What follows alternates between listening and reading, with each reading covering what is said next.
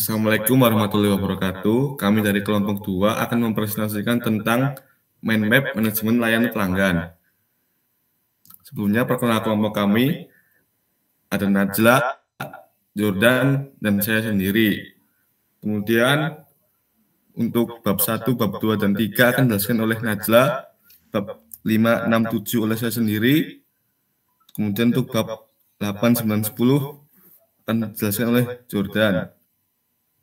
Kemudian untuk bab 1 silakan dijelaskan oleh Najla. Bab 1, Customer Service. Customer Service adalah kemampuan karyawan untuk dapat memberi pengetahuan produk dan jasa kepada pelanggan. Poin Customer Service itu ada 3. Yang pertama, service industri.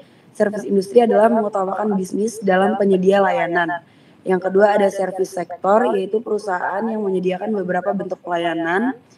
Yang ketiga ada Customer Focused Organization, yaitu perusahaan yang memfokuskan bisnisnya dengan upaya untuk memuaskan pelanggan. Selanjutnya bab 2. Bab 2 itu mengenai service culture. Service culture adalah lingkungan layanan yang terdiri dari nilai, kepercayaan, norma, ritual, dan praktik kelompok atau organisasi. Service culture terbagi menjadi 4 poin. Yang pertama itu ada employee performances measure. Terdapat 5 poin di dalamnya, yaitu realistic, understandable, measurable, believable, dan attainable. Poin yang kedua itu ada customer friendly system, ada advertising, complaint resolution, delivery system, dan delivery system. Yang ketiga itu ada tingkat layanan dari rendah ke tinggi. Yang pertama ada criminal, ada basic, ada expected, desire, surprising, dan unbelievable. Poin yang keempat itu ada strategi membentuk service culture positif. Yang pertama ada mengekspor visi dari perusahaan.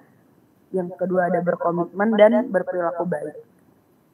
Bab 3 dan 4 itu mengenai komunikasi verbal dan nonverbal. Suatu komunikasi verbal adalah suatu proses aktif yang melibatkan 2 individu atau lebih yang bertindak sebagai pengirim dan penerima pesan. Respon terhadap pesan yang dikirimkan ke customer service, di mana respon yang diberikan dapat berupa verbal ataupun nonverbal.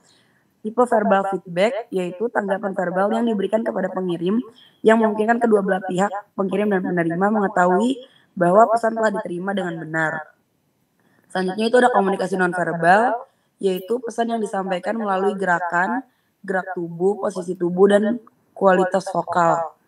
Tipe nonverbal feedback yaitu ada bahasa tubuh, gerakan, kontak mata, dan penampilan ekspresi wajah. Selanjutnya saya kembalikan ke Delphi. Kemudian bab 5 itu menerima pelanggan. Menerima pelanggan merupakan keterampilan penting yang harus dimiliki karyawan dalam melayani pelanggan.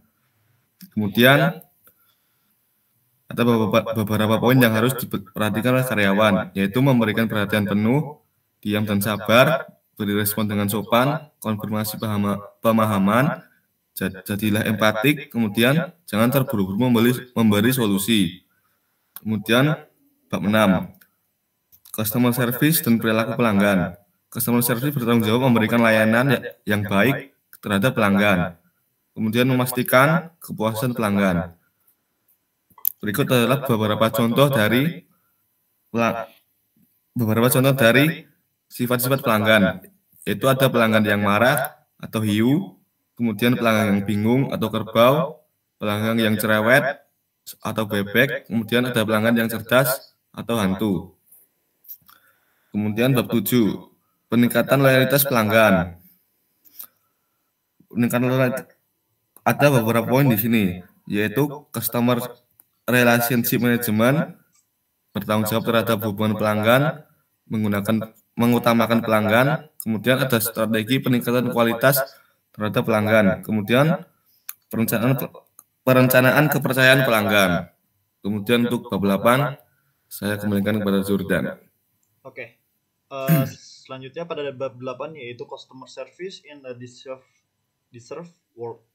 Nah, itu berisikan pembahasannya akan mengarah kepada strategi penentuan harga dalam jasa atau biasa kita sebut itu sebagai price. Nah, Parasito tersendiri merupakan kegiatan penentuan harga yang dimana kita memainkan peran penting dalam proses bauran pemasaran itu tersendiri. serta memutuskan penentuan harga yang penting dalam sebuah jauhnya layanan jasa.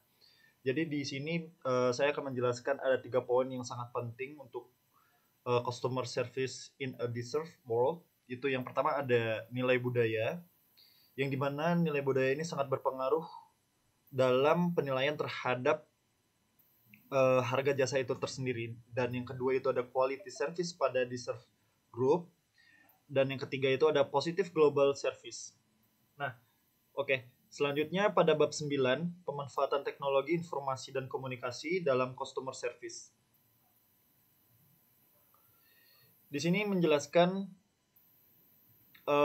pengembangan teknologi itu memiliki dampak yang sangat besar terhadap informasi komunikasi dalam customer service itu tersendiri. Nah, ada 4 poin yang dapat mempengaruhi itu apa saja. Yang pertama itu perkembangan itu tersendiri.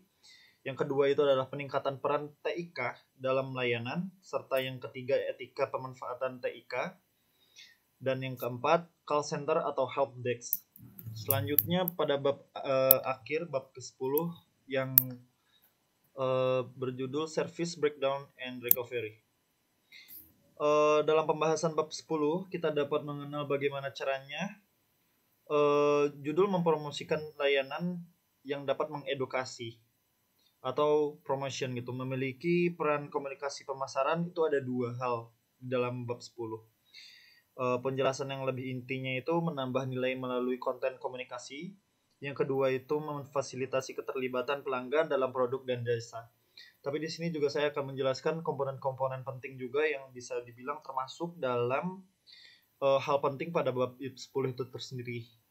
Yang pertama itu ada the emotion reducing model. Yang kedua ada the problem solving process. Dan yang ketiga itu ada typical customer expectation. Dan yang keempat adalah type difficult customer. Jadi hasil dari pembahasan yang telah saya bacakan sudah selesai. Saya kembalikan kepada moderator. Ya, sekian presentasi dari kelompok kami. Kurang lebihnya mohon maaf. Terima kasih. Wassalamualaikum warahmatullahi wabarakatuh. Waalaikumsalam warahmatullahi wabarakatuh. Don.